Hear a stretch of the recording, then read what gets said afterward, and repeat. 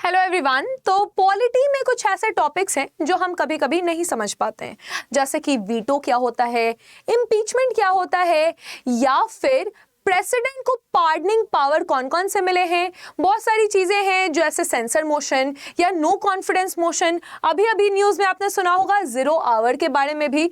तो हम अब पॉलिटी के कुछ टफ कंसेप्ट्स को बहुत ही इजीली समझने वाले हैं, साथ ही साथ ये भी सोचेंगे कि एक्चुअली क्वेश्चन पूछा कहाँ से जाता है। तो आइए स्टार्ट करते हैं। आज का पहला टॉपिक है हमारा वीटो पावर के बारे में। तो वीटो, यहाँ पे आप देख सकते हैं एक बहुत ही टफ टाइप का दिखने वाला यहाँ पे एक आपको क्वेश्चन दिख रहा होगा। तो आइए देखते हैं ये क्वेश्चन क्या है। भले आपको अभी थोड़ा सा कम समझ में आए, लेकिन इस सेशन के बाद आपको ये सारी चीजें काफी इजीली समझ में आने लगेंगी। तो यहाँ पर आपको एब्सोल्यूट वीटो दिख रहा है, क्वालिफाइड वीटो भी है, सस्पेंसिव वीटो है और पॉकेट वीटो है। राइट, वीटो क्या होता है ना। ये क्वेश्चन पूछा गया था एमपीपीसीएस 2016 में। तो एमपीपीसीएस या फिर यूपीएससी में भी काफी कभी ये क्वेश्चंस पूछे जाते हैं। आज हम अपने सारे कंसेप्ट्स को यहाँ पे क्लियर करते हैं वीटो के बारे में। तो देखते हैं। देखिए, वीटो क्या होता है कि बेसिकली जब भी ऐसा होगा कि 5 लोगों को डिसीजन लेना है, for example A, B, C, D और ई, ये 5 लोग हैं और इनको डिसीजन लेना है। ठीक है, अब इनमें से किसी एक को मैंने वीटो पावर दिया हुआ है। ओके, तो मान लीजिए ए के पास एक पावर है जिसका नाम है वोट नहीं, वीटो पावर है ना, वीटो पावर।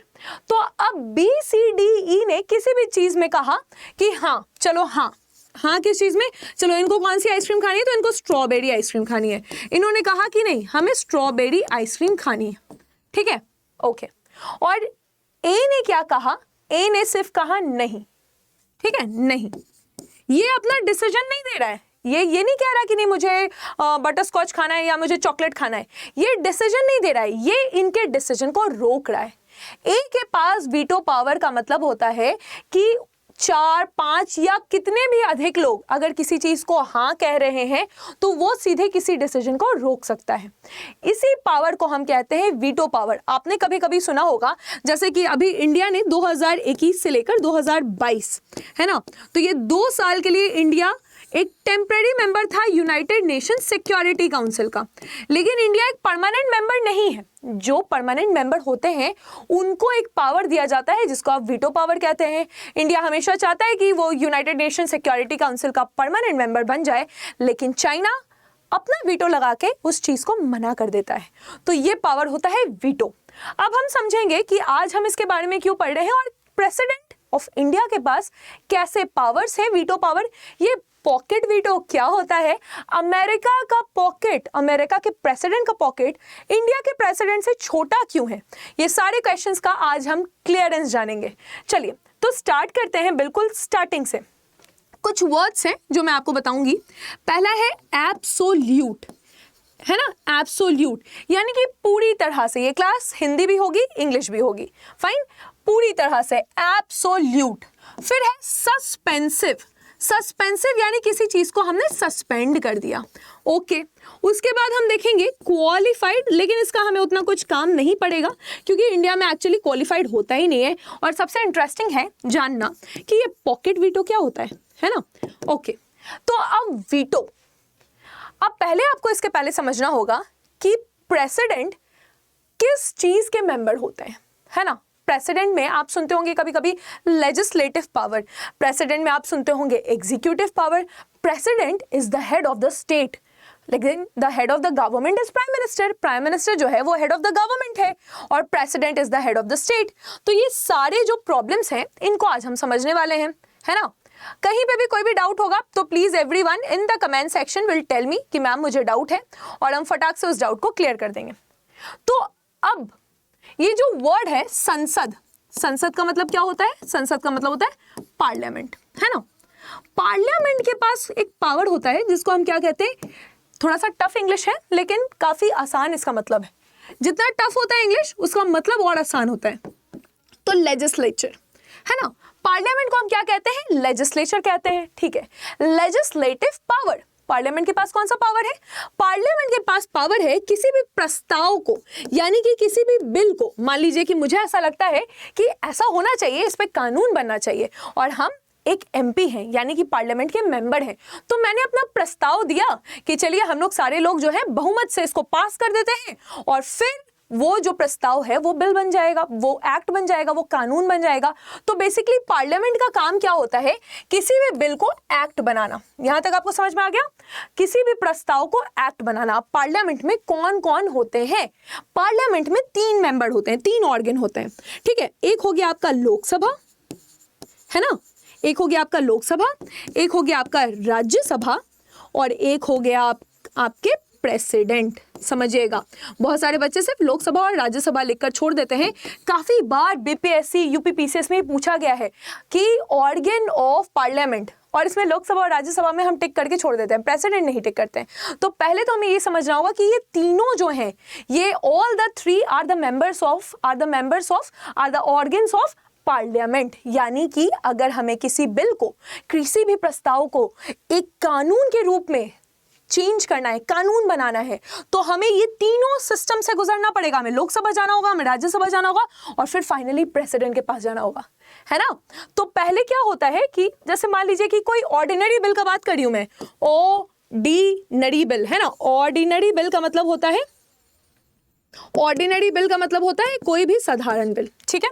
तो ऑर्डिनरी बिल में क्या होगा, ऑर्डिनरी बिल में क्या होगा कि मान लीजिए कि वो लोकसभा से स्टार्ट हुआ। देखिए राज्यसभा से भी स्टार्ट हो सकता है, ये मत सोचिएगा कि मनी बिल जो है वो जनरली लोकसभा से स्टार्ट होता है, लेकिन ये राज्यसभा से भी स्टार्ट हो सकता है, ठीक है। तो लोकसभा से कोई बिल स्टार्ट हुआ और लोकसभा में लोगों ने कहा कि हाँ यार ये बिल तो अच्छा है, चलो इसको पास कर देते हैं। तो लोकसभा में बहुमत से, यानी जितने उसके मेंबर होते हैं उसके 50% + 1 लोगों ने इस बिल को पास कर दिया और किसके पास भेजा, राज्यसभा के पास भेज दिया, ठीक है। अब जब राज्यसभा में ये बिल पास हुआ तो ये बिल क्या करेंगे, ये बिल हम प्रेसिडेंट के पास भेजेंगे। सिमिलरली अगर ये बिल राज्यसभा से स्टार्ट होता है तो ये लोकसभा के पास भेजा जाएगा और फिर फाइनली ये बिल कहां जाता है, ये बिल जाता है प्रेसिडेंट के पास। और प्रेसिडेंट क्या करते हैं, प्रेसिडेंट इस पे साइन करते हैं, है ना, प्रेसिडेंट इस पे साइन करते हैं और ये बिल पास हो जाता है। लेकिन क्या ऐसा हो सकता है कि प्रेसिडेंट को बिल पे साइन करने का मन नहीं किया? ऐसा भी हो सकता है, प्रेसिडेंट को लगा कि यार ये बिल मुझे सही नहीं लग रहा, मैं इस पे साइन नहीं करूंगा। ऐसा हो सकता है, बिल्कुल हो सकता है। तो क्या क्या हो सकता है, जैसे मान लीजिए यहाँ पे हम स्मूथ चल रहे हैं क्योंकि हम वीटो पढ़ रहे हैं, तो यहाँ पे हम स्मूथ चल रहे हैं कि राज्यसभा के पास वो बिल था, लोकसभा के पास गया पास होके, या लोकसभा के पास कोई बिल था और वो पास होके राज्यसभा के पास गया, और दोनों ही केसेस में ये बिल जो है प्रेसिडेंट के पास गया, ठीक है। तो अब क्या होता है कि प्रेसिडेंट के पास ऑप्शन है। प्रेसिडेंट के पास क्या क्या ऑप्शन है इसको हम समझते हैं जरा। तो यहाँ पे देखिएगा प्रेसिडेंट, है ना, थोड़ा ज्यादा ही पतला हो गया, तो हाँ, तो यहाँ पे प्रेसिडेंट है, ठीक है। अब प्रेसिडेंट ने पहले क्या किया कि हाँ, पहला ऑप्शन इनके पास बड़ा सिंपल है कि यस, इन्होंने असेंट दे दिया। क्या दे दिया, असेंट दे दिया, असेंट गिवन, ठीक है। यानी इन्होंने बिल पे क्या किया है, शॉर्टकट में हम बोल सकते हैं कि इन्होंने बिल पे अपना साइन कर दिया, फाइन, इन्होंने साइन कर दिया, काम खत्म। नेक्स्ट प्रेसिडेंट ने विथहोल्ड कर दिया, विथहोल्ड कर दिया, यानी कि अब ये बिल तो खत्म, अब ये बिल का कुछ नहीं हो सकता। प्रेसिडेंट ने इस बिल को विथहोल्ड कर दिया, रोक दिया है इस बिल को। अब प्रेसिडेंट इस बिल पे साइन नहीं करेंगे, एकदम रोक दिए। लोकसभा से बेचारा बिल मेहनत से आया, राज्यसभा से गुजर के आया, प्रेसिडेंट के पास आया, प्रेसिडेंट ने बिल को रोक दिया, कुछ नहीं कहा। या उल्टा हो गया, दोनों ही हाउस से अपना आया और प्रेसिडेंट ने कुछ नहीं कहा।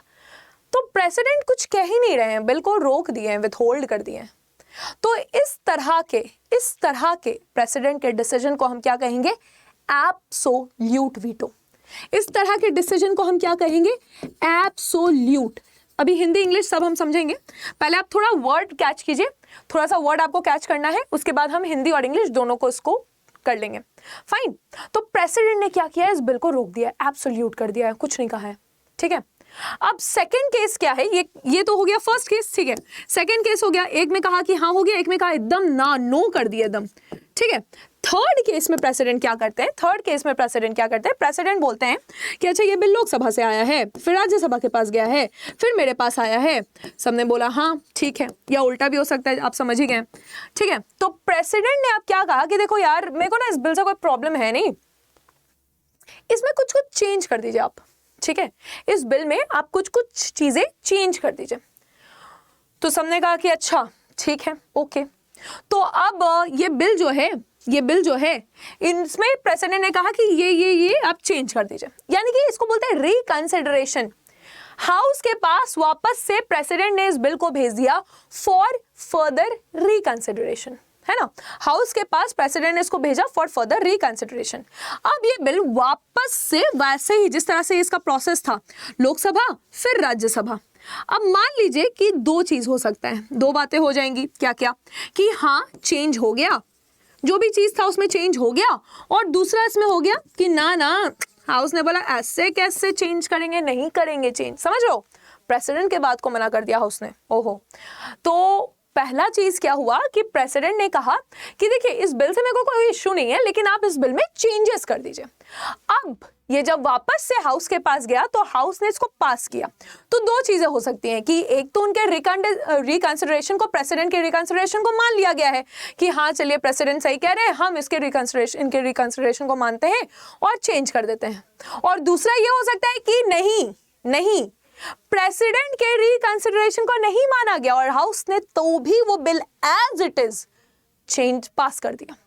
अब प्रेसिडेंट के पास वापस से वो बिल गया। दोनों ही केस लेके चलते हैं कि एक कि विथ चेंज आया है और एक कि नो चेंज आया है। इन दोनों ही केसेस में चाहे वो बिल चेंज के साथ हो या बिल चेंज के साथ ना हो, जैसा एज इट इज वो पास किया हुआ है जैसे पहले था, दोनों ही कंडीशन में प्रेसिडेंट को यहां पर साइन करना ही पड़ेगा। फिर से सुनिएगा कि अगर प्रेसिडेंट ने कहा कि मुझे इसमें कुछ चेंजेस चाहिए रिकंसिडरेशन के लिए, the bill has been send to back to the house again, the house with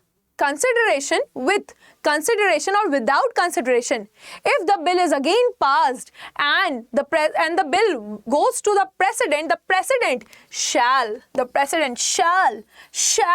give his assent। तो ये सस्पेंसिव वीटो कैसे हुआ फिर? अरे हुआ ना सस्पेंसिव वीटो, एक बार तो फिर से घुमा दिया प्रेसिडेंट ने, सस्पेंड तो हो गया कुछ टाइम के लिए, है ना। तो ये जो वीटो है ये सस्पेंसिव वीटो है। आपको समझ में आई बात? क्लियर है कंसेप्ट, है ना? ओके चलिए अब नेक्स्ट हम देखते हैं, नेक्स्ट एक देखते हैं, ये है पॉकेट वीटो।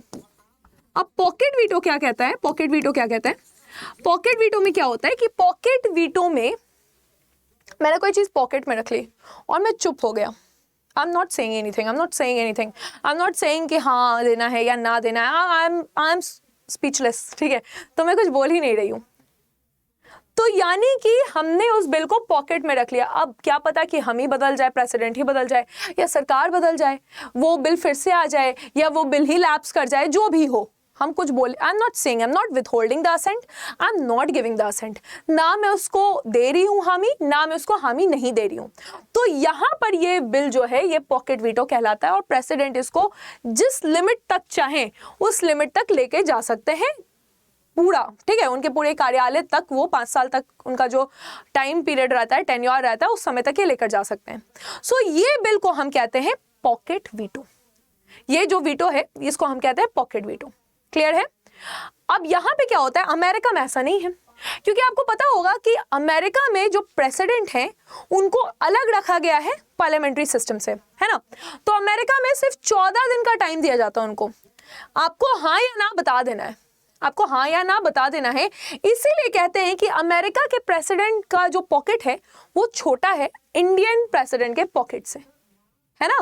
तो इंडिया के जो प्रेसिडेंट है उनका पॉकेट अनलिमिटेड पीरियड के लिए और अमेरिका में it is for a limited period. Clear? एक और चीज होती है, अब जैसे एक क्वेश्चन आया था, बहुत बार आता है कि एब्सोल्यूट वीटो जो मैंने आपको समझा दिया, उसके बाद सस्पेंसिव वीटो ये भी हम समझ चुके हैं, फिर आता है आपका पॉकेट वीटो, ये भी हम समझ चुके हैं, and last is qualified veto. अच्छा मैडम आपने तो अभी इसके बारे में कुछ बोला नहीं? हाँ नहीं बोला है ना, क्योंकि ये इंडिया में है नहीं ये सिस्टम, ये अमेरिका में ये सिस्टम है।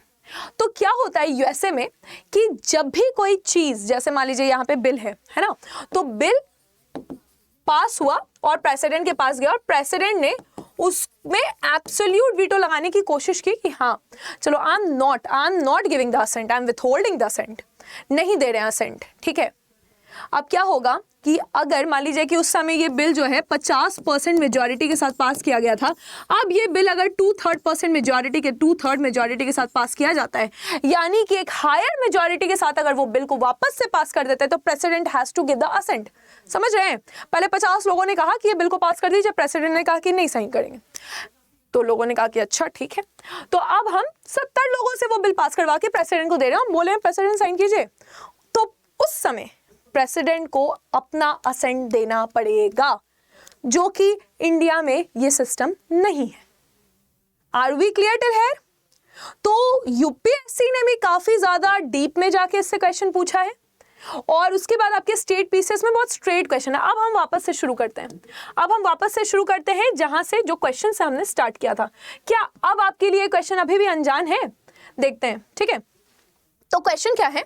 क्वेश्चन क्या है कि आपको मैच द फॉलोइंग करना है। ओके, एब्सोल्यूट वीटो है ना, एब्सोल्यूट वीटो, फिर उसके बाद पॉकेट वीटो। देखिए यहाँ पे लिखा है neither rectifies not reject not return the bill, कुछ नहीं कर रहे हैं।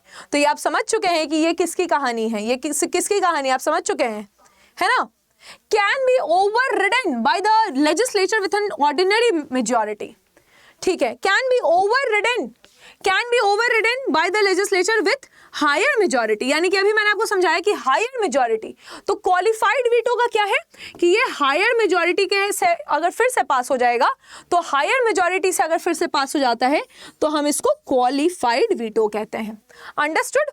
विथहोल्डिंग द असेंट, सीधे सीधे विथहोल्ड कर देना, तो विथहोल्डिंग द असेंट क्या हो जाएगा, ये एब्सोल्यूट वीटो हो जाएगा, सीधे सीधे विथहोल्ड कर दिया गया है ना।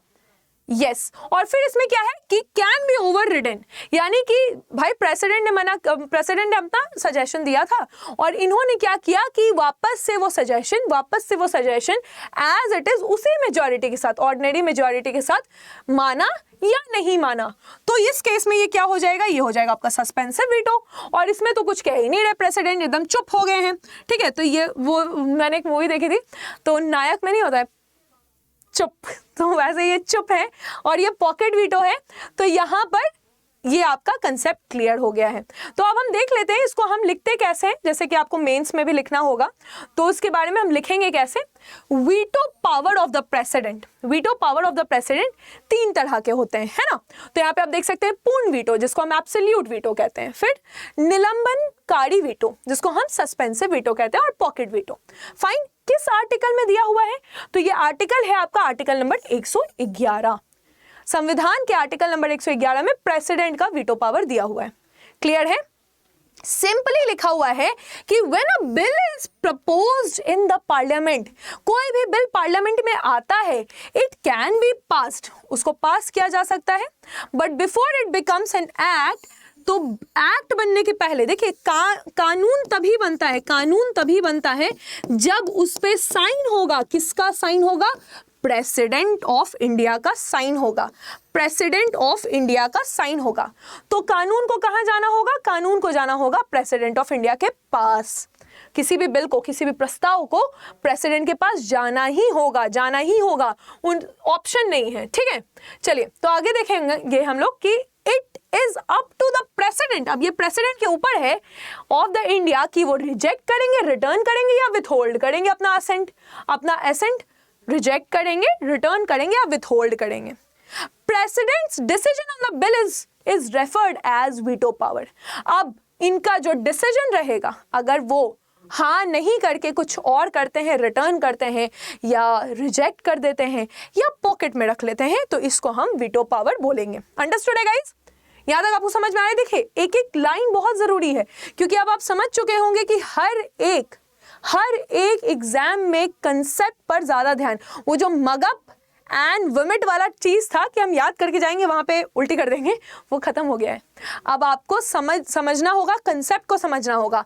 पूछा जा सकता है किस आर्टिकल में दिया हुआ है, आर्टिकल नंबर 111 में दिया हुआ है। यहां से इस लाइन से भी क्वेश्चन आया है, ये मस्ट इसलिए मैंने अंडरलाइन किया है। देखिए कहा गया है कि a bill must be forwarded to the Indian President for approval before it can become an act after being tabled in the parliament and passed by the body। ये as it is क्वेश्चन आपके statement UPSC में आया हुआ है, ठीक है, तो बहुत सारे बच्चों ने सोचा था कि नहीं मस्ट नहीं होना चाहिए, क्योंकि जनरली हम लोग बोलते हैं ना कि नहीं एक्सट्रीम सेंटेंस नहीं होना चाहिए। यार बिल है, पास हो चुका है हाउस से और वो प्रेसिडेंट के पास आएगा, तो हाँ ऑब्वियसली ये तो है, मस्ट होना, उनके पास आना चाहिए। तो आपको ये समझना होगा कि क्यों हम लोग कहते हैं कि रीडिंग, वोरेशियस रीडिंग, बहुत ज्यादा रीड करना है। रीड इसलिए करना है क्योंकि अब एग्जामिनेशन में ज्यादातर खेल हो रहा है भाषा के साथ, ठीक है, the language is being played on. तो जनरली लैंग्वेजेस को ही हम ट्विस्ट एंड टर्न करके क्वेश्चन के फॉर्म में दे देते हैं, और वहां पे सिर्फ एक चीज चेक होता है, basic concepts. So the student with good basic concepts will always qualify any examination जिसका concept clear है, जिसको समझ में आ रहा है कि क्यों must है, क्यों shall है ना, करना ही चाहिए, नहीं भी हो सकता है। ये सारे वर्ड्स में बहुत ज़्यादा खेल, खासकर यूपीएससी के एग्जाम में, यूपी पीसीएस में, एमपी में, अब तो बिहार भी बहुत ज़्यादा, अभी हमने दिया है एग्जाम, है ना, 12 फरवरी को 68 बीपीएससी, तो आपने देखा होगा कितने लैंग्वेज वाले क्वेश्चन आए। पहले ऐसा नहीं था, ओनली 1, ओनली 2, ओनली 3, बहुत सारे लैंग्वेजेस वाले क्वेश्चन आए हैं। तो इसको आपको यहाँ पे समझना होगा, the decision to accept, reject और विथहोल्ड, ये प्रेसिडेंट के पास रहेगा। उसके बाद आप धीरे धीरे आप इस चीज को समझिएगा वीटो को, कि ये एक शक्ति है जो कि प्रेसिडेंट के पास है। अब इसी में एक और वर्ड आएगा आपका, और ये वर्ड क्या है, डिस्क्रिशनरी पावर। यहां पे भी कंसेप्ट कि पहले भी मैंने स्टार्टिंग में बोला था कि आप कोई डिसीजन नहीं दे रहे। वो जो चॉकलेट और स्ट्रॉबेरी में था, वो ये नहीं कह रहा है कि चॉकलेट आइसक्रीम खाना है, वो कह रहा है स्ट्रॉबेरी आइसक्रीम नहीं खाना है। तो ये जो चीज है, ये डिसीजन को रोकने के लिए है, प्रिवेंट द डिसीजन, और ये डिस्क्रिशनरी पावर है। अब डिस्क्रिशनरी शब्द बड़ा खतरनाक है। डिस्क्रिशनरी शब्द क्या होता है? डिस्क्रिशनरी शब्द का मतलब होता है कि मेरे डिस्क्रिशन में है। अब जैसे जनरली आप लोग सुनते होंगे कि कुछ नेगेटिव वर्ड्स यूज होते हैं कि president is the nominal head, president is the rubber stamp. ये यूपीएससी का क्वेश्चन है कि is president a rubber stamp? तो क्या वो हमेशा काउंसिल ऑफ मिनिस्टर के एडवाइस पे काम करेंगे? इस केस में नहीं। When you are being given a power of veto, अगर आपको पावर दिया जा रहा है वीटो का, तो क्या आपको इसके लिए किसी का एडवाइस चाहिए? No, you don't need, right? तो प्रेसिडेंट जो है has the discretionary power of veto, ये इनके पास डिस्क्रिशनरी पावर है, ठीक है, यानी कि इनको किसी की एड एंड एडवाइस नहीं चाहिए। यहां पर, यहां तक आपको समझ में आ रही है बातें? ठीक है, तो यानी कि इनको he does not need the advice, इनको एडवाइस नहीं चाहिए काउंसिल ऑफ मिनिस्टर में। यहाँ पे स्टेटमेंट के क्वेश्चंस आ सकते हैं कि क्या इनका ये डिस्क्रिशनरी पावर है, क्या उनको वीटो के लिए एडवाइस चाहिए? ठीक है, तो ऐसा बहुत बार हुआ है। जैसे कि एक आपको मैं धीरे धीरे और एग्जांपल्स दूंगी जब हम लोग लोकसभा का सारा 5-5 साल का कार्यालय पढ़ेंगे, कि last day of Lok Sabha dissolve होने वाली थी, और last day of Lok Sabha bill pass हो गया, ठीक है, और प्रेसिडेंट के पास चला गया असेंट के। तो प्रेसिडेंट बोले कि हम क्यों देंगे इसको असेंट। और ये कॉमन सेंस है, अगर कोई बिल पास हो रहा है यानी कि सरकार का बहुमत है, जिसका बहुमत है उसी की सरकार है, और वो बिल पास हुआ यानी कि बहुमत से पास हुआ है, यानी कि सरकार ने वो बिल पास किया है, और सरकार ही थोड़ी मना कर देगी प्रेसिडेंट को कि नहीं असेंट मत दो या दो असेंट, वो तो प्रेसिडेंट का डिस्क्रिशनरी पावर रहेगा ना। तो ये डिस्क्रिशनरी पावर है, और साथ ही साथ इनको एड एंड एडवाइस की जरूरत नहीं है। एब्सोल्यूट वीटो यहां लिखा हुआ है, जो आप समझ चुके हैं पूरी कंप्लीटली। एग्जाम्पल क्या है एब्सोल्यूट वीटो का? 1954 में डॉक्टर राजेंद्र प्रसाद जी ने यूज किया था पेप्सो अप्रोप्रिएशन बिल में। पेप्सो के बारे में हम लोग पढ़ेंगे, करंट अफेयर से भी रिलेटेड है ये टॉपिक। उसके बाद आर वेंकट रमन ने salary alliance and pension of the member of the parliament amendment bill में भी इसको यूज किया था एब्सोल्यूट वीटो को। फिर सस्पेंसिव वीटो हम समझ चुके हैं कि एक राउंड और फिर से घूम जाता है। सस्पेंसिव वीटो में हम जानेंगे कि ये कब पास हुआ था, 1989 में ये पास किया गया था। आर वेंकट रमन ने इंडियन पोस्ट ऑफिस में यानी कि अपना रिकंसिडरेशन दिया था, और रिकंसिडरेशन में फिर से ये बिल को पास किया गया, और फिर finally then the national front government सरकार बदली तो ये बिल ड्रॉप कर दिया गया था। ओके, पॉकेट वीटो, आप पॉकेट समझ चुके हैं कि कुछ नहीं करना है इसमें, कुछ बोलना ही नहीं है ना, कुछ बोलना ही नहीं है, राइट, पॉकेट में इसको रख लेना है और अनलिमिटेड टाइम के लिए। तो ज्ञानी जेल सिंह ने भी इसको यूज किया था, इंडियन पोस्ट ऑफिस, वही Indian post office amendment bill है। फाइन, क्लियर है? नेक्स्ट आप देखेंगे तो पॉकेट वीटो का यहाँ पे यही इसी तरह से इसी वर्ड में आप लिखेंगे, the word should be like this, क्योंकि पॉकेट वीटो फिर से न्यूज में आ गया है। Pocket veto can be asked again, है ना, यस, और विद इन हिज डिस्क्रिशन। देखिए डिस्क्रिशन शब्द है, यानी कि अपने विवेक के अनुसार इनको कोई भी एड एंड एडवाइस नहीं चाहिए। कोई कोई में लैंग्वेज इंग्लिश की बड़ी क्लियर होती है, कोई कोई में हिंदी में। देखिए विवेक अनुसार यानी अपने बुद्धि के अकॉर्डिंग ये काम करेंगे, इनको एड एंड एडवाइस की जरूरत नहीं चाहिए। फिर क्वालिफाइड वीटो मैंने बोला कि अमेरिकन प्रेसिडेंट में है, ये इंडियन प्रेसिडेंट में इसकी जरूरत नहीं है। फाइन। और आर्टिकल नंबर 111 जो है वो वीटो के बारे में बताता है। ठीक, अब बात है, एक बात समझिए, अब इसके लिए थोड़ा देखो, अब आपको इसी तरह से पढ़ना है, रिलेट कर करके चीजों को। अब आपने पढ़ा वीटो, यानी कि वीटो किस चीज के लिए है? कोई भी प्रस्ताव जो है वो कानून बनने के लिए लोकसभा, फिर राज्यसभा, फिर प्रेसिडेंट के पास जाता है। तो क्या वो प्रस्ताव जो है वो कितने प्रकार के होंगे? वो एक साधारण प्रस्ताव होगा, ऑर्डिनरी बिल, वो मनी बिल भी हो सकता है। क्या मनी बिल में भी वीटो लगेगा? क्वेश्चन, क्या मनी बिल में सस्पेंसिव वीटो लग सकता है? तो इसको समझेंगे कि बिल कितने प्रकार के होते हैं, है ना। आगे के लेक्चर्स में हम समझेंगे कि what is the difference between money bill, financial bill 1 जो कि 117(1) में है, फाइनेंशियल बिल 2 जो कि 117(3) में है। तो इन तीनों बिल को समझेंगे, किस तरह से मनी बिल एक ऑर्डिनरी बिल से अलग है, और what is a constitutional amendment bill. क्या स्टेट में भी वीटो का पावर लगाते हैं प्रेसिडेंट? Deep questions. तो स्टेट में क्या होता है? स्टेट में देखिए, स्टेट में तो चलिए जैसा प्रोसेस है वैसे ही प्रेसिडेंट की जगह गवर्नर होते हैं, है ना। इसको भी समझेंगे, इस कंसेप्ट को समझेंगे। स्टेट में आते हैं थोड़ा सा, तो जिस तरह से आपका प्रेसिडेंट चल रहे हैं वैसे ही स्टेट में क्या होते हैं? गवर्नर होते हैं। तो आर्टिकल नंबर 200 और 201 कहता है, 200 और 201 कहता है कि अगर मान लीजिए कि विधानसभा है, जिस आपको पता होगा कि विधान परिषद सिर्फ 6 स्टेट में, बाकी जगह सिर्फ विधानसभा है। तो विधानसभा ने कोई बिल पास किया और गवर्नर को दिया, और गवर्नर को लग रहा है, गवर्नर के पास भी फिर से वही सारा पावर है कि एब्सोल्यूट वीटो है, सस्पेंसिव वीटो है, पॉकेट वीटो है। लेकिन गवर्नर ने सोचा कि नहीं, एक काम करते हैं, इसको हम रिजर्व करके रखेंगे। बिल अपने समझ के बाहर का बात है, ऐसा नहीं है, मतलब ऐसे ही बोल रही हूँ। तो ये बिल जो है ये हम प्रेसिडेंट के लिए रिजर्व करके रखेंगे। अब प्रेसिडेंट के पास फिर से वही पावर है, एब्सोल्यूट वीटो, सस्पेंसिव वीटो और पॉकेट वीटो। प्रेसिडेंट ने सारे पावर वैसे यूज किए कि एब्सोल्यूट वीटो यानी कि इन्होंने असेंट ही नहीं दिया, पॉकेट वीटो कुछ बोला ही नहीं। लेकिन सस्पेंसिव वीटो में क्या है, थोड़ा सा चेंज है। वहां पे क्या था कि अगर प्रेसिडेंट ने अपना रिकमेंडेशन दे दिया लोकसभा में, वो बिल फिर से जाएगा और राज्यसभा से फिर से वो पास होगा और फिर से प्रेसिडेंट के पास जाएगा, विथ और विदाउट रिकंसिडरेशन, यानी कि उन्होंने चेंज किया है या चेंज नहीं किया है, प्रेसिडेंट को साइन करना ही करना है। लेकिन स्टेट लेजिस्लेचर में ऐसा नहीं है। अगर प्रेसिडेंट ने रिकमेंडेशन दिया और स्टेट लेजिस्लेचर ने उस रिकमेंडेशन को नहीं माना, ठीक है, तो ये प्रेसिडेंट के ऊपर है कि वो बिल को असेंट देंगे कि नहीं देंगे। यहां पर जरूरी नहीं है कि चेंज हुआ या चेंज नहीं हुआ, उसके बाद भी प्रेसिडेंट को अपना रिकमेंडेशन देना ही देना है, ये चीज मेंशन नहीं है। Are be clear till here? Okay, अब इसके लिए मैंने एक चार्ट बना दिया है ताकि आपको सारी चीजें जो है क्लियरली समझ में आ जाए। तो यहाँ पे आप देखेंगे ऑर्डिनरी बिल प्रेसिडेंट क्या करेंगे, तो प्रेसिडेंट अपना असेंट दे देंगे, एब्सोल्यूट वीटो और एब्सोल्यूट पॉकेट और सस्पेंसिव लगा देंगे। मनी बिल में क्या होता है, मनी बिल में ये तो असेंट देंगे तो चलो ठीक है, मना भी कर सकते हैं, ठीक है, वीटो भी, पॉकेट वीटो भी लगा सकते हैं, ठीक है, लेकिन वो बिल को रिटर्न नहीं करेंगे। क्यों नहीं रिटर्न करेंगे? क्योंकि हमने पढ़ा हुआ है कि जब भी मनी बिल आएगा तो उस आने के पहले वो प्रेसिडेंट के रिकमेंडेशन से ही आएगा। मनी बिल जब भी आएगा प्रेसिडेंट के रिकमेंडेशन से ही आएगा। Are we clear? फिर आता है कॉन्स्टिट्यूशनल अमेंडमेंट बिल। इसमें क्या होता है, इसमें can not withhold but he can not return. यानी कॉन्स्टिट्यूशनल अमेंडमेंट बिल में इनके पास बस एक ही चीज है कि ये जो है गिव असेंट, इनका असेंट देना मस्ट है। कॉन्स्टिट्यूशनल अमेंडमेंट बिल में ये सब खेल नहीं खेल सकते, ये इनको मस्ट हो जाता है क्या करना, असेंट देना। अंडरस्टूड?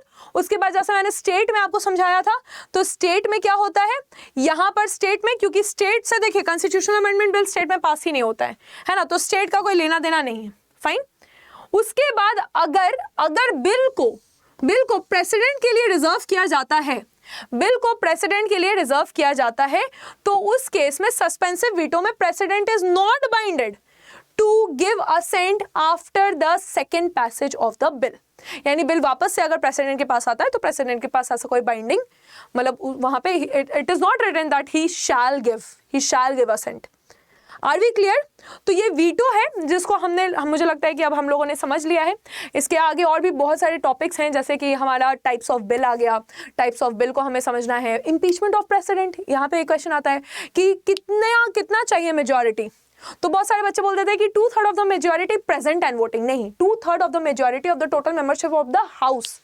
अगर हमें आर्टिकल नंबर 61 के तहत प्रेसिडेंट का महाभियोग करना है, इंपीचमेंट करना है, तो पहले जो भी हाउस उसको शुरू करता है, लोकसभा हो या राज्यसभा हो, वो 1/4 लोग जो हैं वो साइन करके, अगर लोकसभा है तो स्पीकर को देंगे और राज्यसभा है तो वाइस प्रेसिडेंट जो हमारे चेयरमैन रहेंगे उनको देंगे। और उसके बाद प्रेसिडेंट को 14 दिन का नोटिस दिया जाएगा। 14 दिन का नोटिस कि आपके खिलाफ तो महाभियोग पास हो रहा है ना। उसके बाद क्या होगा, एक हाउस से, जहां से वो शुरू हुआ है, लोकसभा से या राज्यसभा से, 2/3 of the majority of the total membership of the house, यानी कि लोकसभा है तो 550 का 2/3 और राज्यसभा है तो 250 का 2/3। अभी तो मेंबरशिप कम है, राज्यसभा में 243 है और लोकसभा में 245 है। तो उसका 2/3 लोग अगर उसको पास कर देते हैं तो फिर वो दूसरे हाउस में जाएगा।